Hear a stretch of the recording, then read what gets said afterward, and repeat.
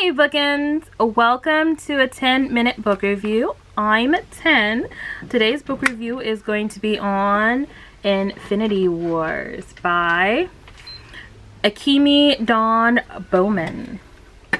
So we like to start off every review with a star point as in out of 10 stars, how many stars this particular book garner, and a rating as in if this was a movie or a TV show, what would this be rated?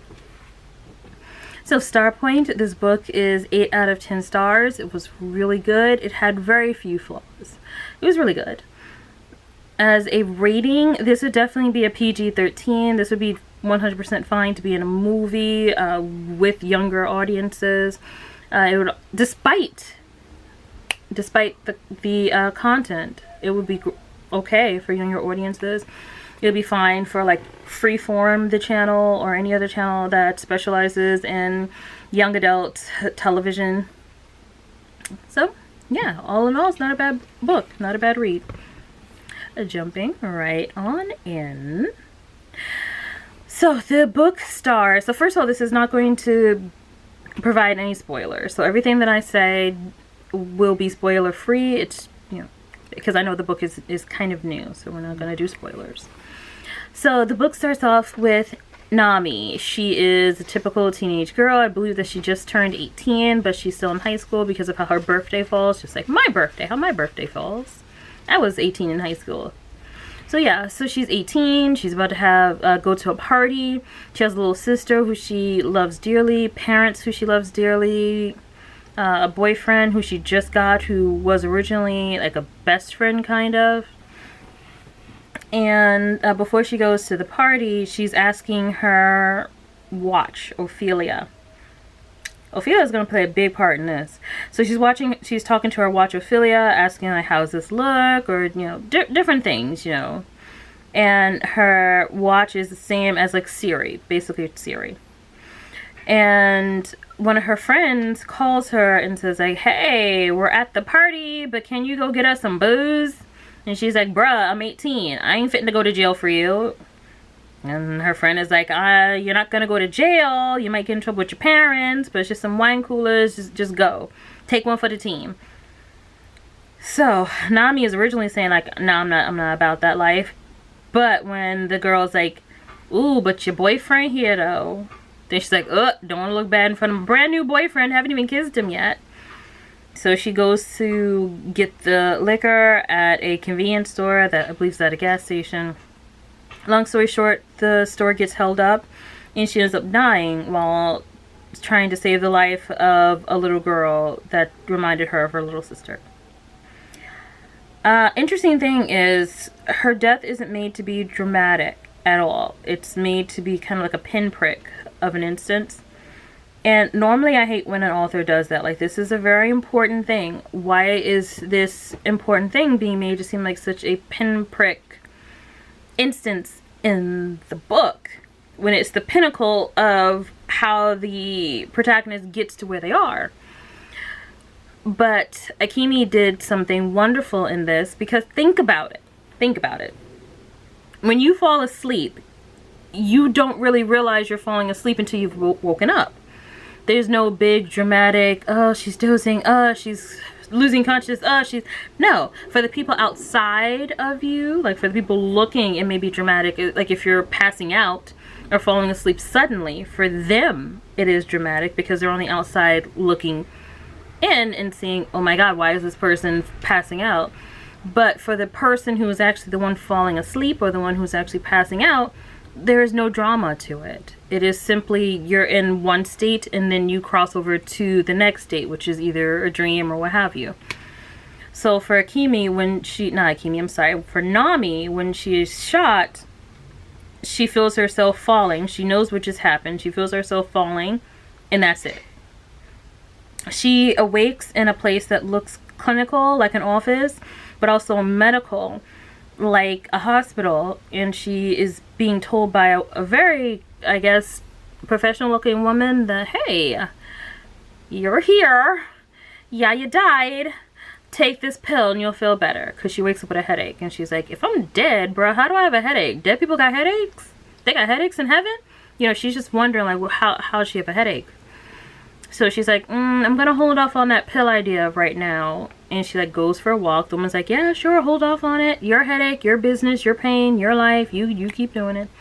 So she takes a walk and she meets some dude. And the dude is like, hey, bruh, what's going on? And she's like, nothing, just living my life.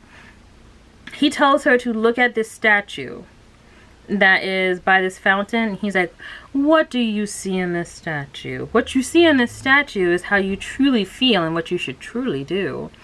She's looking at the statue and she's like, bruh, some rocks. I'm looking at some rocks, bruh. Like, all it is rocks. But when she looks closer, it's like a woman's figure. And she's like kind of beckoning her. And the guy is like, tell me what you see.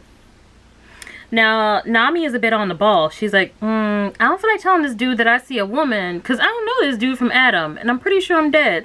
So why is this dude asking me questions? Is he dead too? Like, what is this? So she tells him, I see rocks. And he's like, ooh, I know you're lying. Just in what you're seeing. She's like, I see rocks. Bruh, I see rocks. We not kin. We not friends. I see rocks. He's like, okay, cool. You see rocks. All right. Well, I know your head hurts. So if you just drink some of this water from this fountain, you'll feel better. And her thought is, okay, first, as soon as I wake up, lady wants me to take a pill. Now I go walking around, dude wants me to drink some water. Why does everybody want me to imbibe something? Like, everyone I'm speaking to, I've only met 2 people so far, but both of them want me to take something. Just something.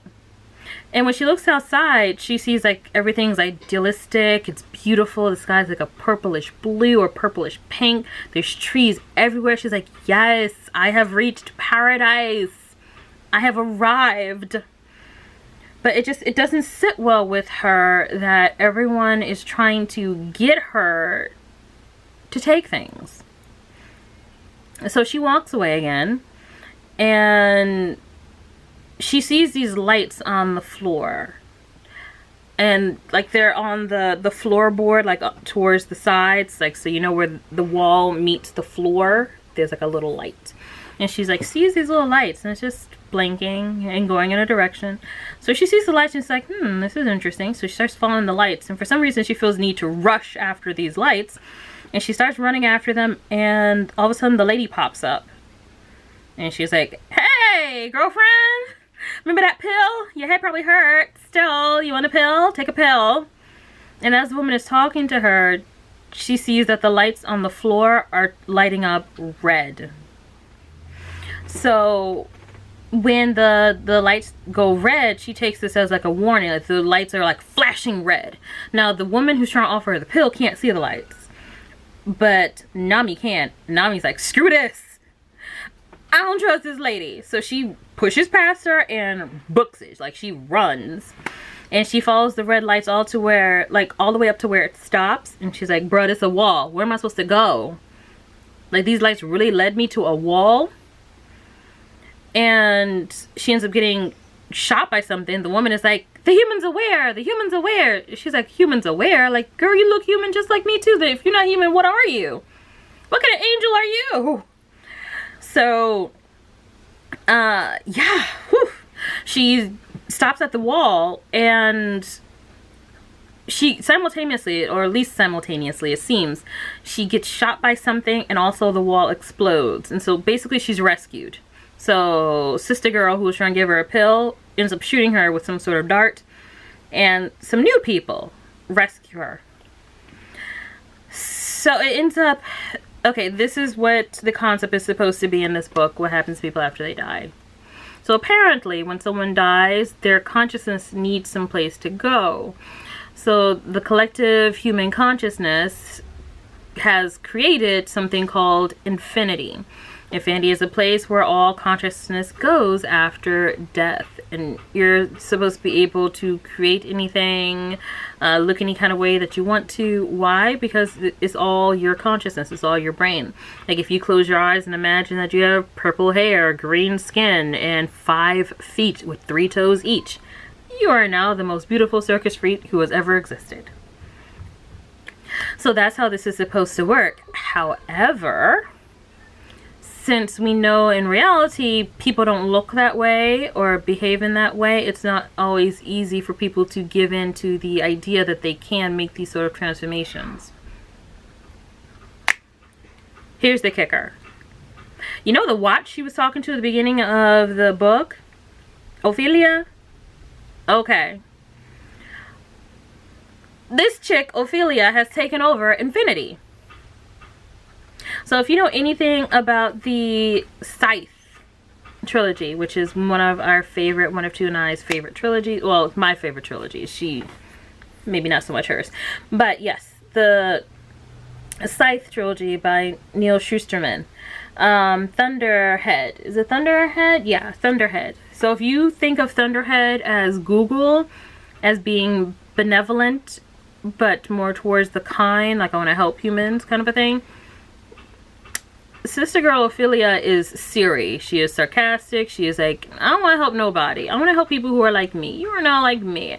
I want you to be my slave now. Because I spent all this time working for you humans. It is time for you to work for me. So somehow Ophelia has taken over Infinity. The book doesn't really tell how a digital being is able to take over a realm controlled by consciousness, since a digital being does not have consciousness. You know what I mean? Like let's just say there was a world of electricity, right? I wouldn't be able to take over a world of electricity just because my matter isn't made the same way as, I guess everyone's matter is made the same way. We're all made up of atoms. But the way my atoms split and converge and everything is different from electricity. Of course, we're all comprised of energy in some way, shape, or form. But the energy that I'm comprised of isn't the same as the energy that electricity is comprised of. If anything, what I'm comprised of is more complicated than electricity. So the human consciousness would be more complicated than a digital being, even if that digital being was able to gain some level of consciousness. This conversation was had to a degree in the book because it shows that people who are people who have died, who are in the book, they are able to create things in the world of Infinity, and that is a pet peeve of Ophelia and the other residents. So even though the humans are the ones who actually created Infinity, the ruling party, which is the digital beings, are considered the residents. They reside there. So the other residents, like Ophelia, are not able to create. They're only able to manipulate and use things that have already been created by humans. So yeah, the book never really dives into how Ophelia got there, how she was able to gain control fully. But I'm supposing that this is either going to be a trilogy or a duology. I'm hoping a duology, but it could be a trilogy. I'm sure that in the next book or so it'll explain what happened, like how she got there and how she gained power. Yeah. I have a theory. My theory could be wrong, though. I'm going to show my theory at the end. Like I said, it could be wrong. It's not mentioned in the book. It's just a theory. So, basically, Ophelia joins these band of people. It really is a typical YA in that regard. You have the mother figure, who is also the leader. We have the gentle giant, the magic pixie girl. She's not really magic. She's not really a pixie, but she just has all this energy. And rainbow colored hair, like her hair is pink, but you know, the magic pixie girl has to have some sort of off color hair that can't be naturally colored. We also have the brooding love interest, and we know that he is going to be the love interest. Why? You guessed it, he doesn't get along with Nami. They argue all the time because that's how love works. Pierre, do we argue all the time when we fall in love? Mm-hmm. No, because that's not really how love works. If you argue all the time with somebody who's around you, you don't want to fall in love with them. Why would you want to be with someone who you argue with all the time? Nobody wants that. Pierre, you want that? Mm-hmm. Yeah, nobody wants that. Anyway, that's what we can tell, though, that she is the protagonist, because I'm sorry, not that she's protagonist, that he is the love interest. I believe his name is Gil. That's how we can tell that Gil is the love interest, because he's brooding, he's serious, and he also is the antonym of Nami. So we also end up with a bit of a love triangle. So Ophelia has 4 sons who rule over the 4 portions of this world that they have carved out.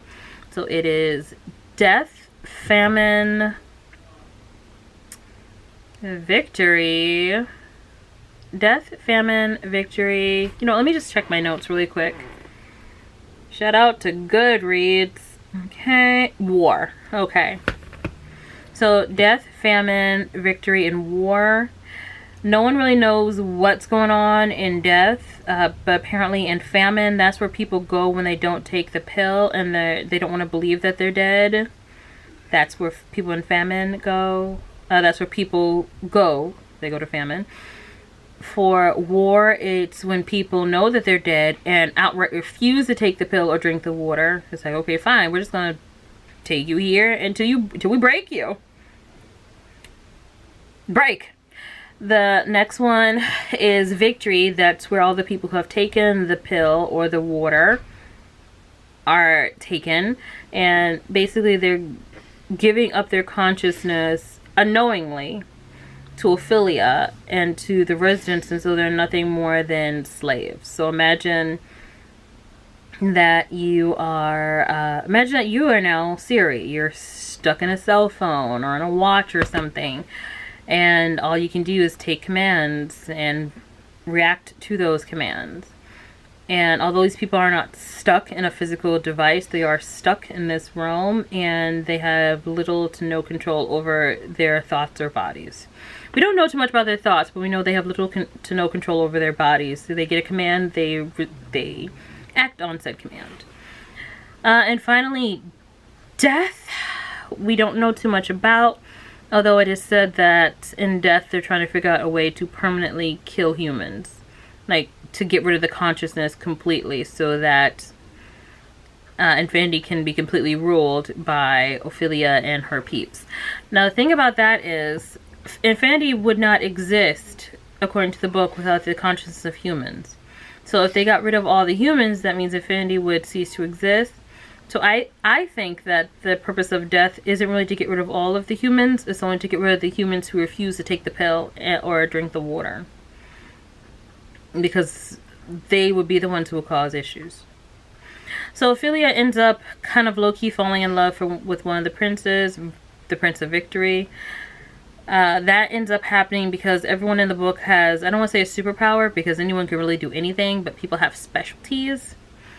And the different specialties that are there are generally either engineers, someone who can create anything out of anything, just about, or fix anything with anything, or make anything from nothing. There's also the people who are veilers, so who can make someone see something that's not there, even if that's something that's not there is nothing at all.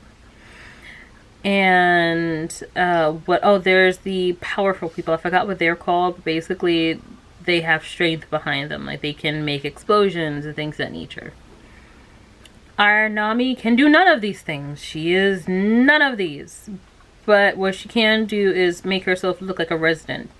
A resident is basically a regular human, but with a Snapchat filter permanently on. They just look perfect 100% all the time. And that helps her to be able to talk to the Prince of Victory, get in his good graces, and she starts to kind of fall for him. And she also is falling for Gil, which made for a very interesting ending to this book. No spoilers, but it made for a very interesting ending. I did not see that ending coming. I don't really like love triangles. In fact, I would venture to say I hate love triangles. This was an interesting revamp of that. Now, I won't say that this book remakes the wheel or reinvents the wheel, because it doesn't. There's a lot of books on death and what happens after death and the digitalized deathscape. I will say that this is one of the first and only books that I've personally read that takes us through that digital deathscape. Normally when we see that digital deathscape, it's through the eyes of someone who's already living, communicating through that digital deathscape. So It's the same wheel, but it's on the other side of the wheel. We're getting to see the wheel from the inside instead of from the outside. This book would have scored higher if Nami had been a little more aware. It's like, I hate when someone goes into something where they obviously see there's a war. Like, she's obviously seeing that these beings, the residents, are hurtful. They are manipulative. They don't care about humans in any way, shape, or form. They are just there for their entertainment and for their servitude. That is it. But she's still like, but could they still be nice? Could there be some nice residents? And bruh, here's the thing. Here is the thing. People who have never had who have never experienced slavery or who've never had ancestors who have experienced slavery, what they don't understand is there is no difference between a kind master and a mean master, because both people believe in owning human beings. Both people believe in owning slaves. So there is no such thing as a kind master. There is no such thing as a mean master. They are all slave owners. They're all bad. There is no good. There are worse or evil. There's, the worser of the two evils, but they're still evil. When you say something's the lesser of the two evils, they're both evil. It's like you would rather not be in either situation. So it's not that there are better residents or kinder residents or nicer residents. They're all bad. Despite that, though, she hedges and haws and puts the people who are trying to help her in danger. She puts like a whole group of people in danger because she feels like the residents might not be so bad. Also, the people that she's with tell her, listen, after someone takes a pill or takes the water, their mind is shot. They are gone. They don't know what's happening. They're no longer with us. She's like, but what if they are? We should risk everything to try to save them. Like, bro, they have been trying to survive for like millennia or so. They are not interested in your 10-second observation. So that irritated me because she constantly put people in danger, not because it was necessary, but because her personal ideals on a situation that she was literally 2 seconds into didn't fully match the ideals of the people who had rescued her. I'm thinking like, bro, if you want to argue with them so much about whether or not what they're doing is right or wrong, you need to go back to the other folk and take the pill. Take the pill. Leave these people alone. Take the pill.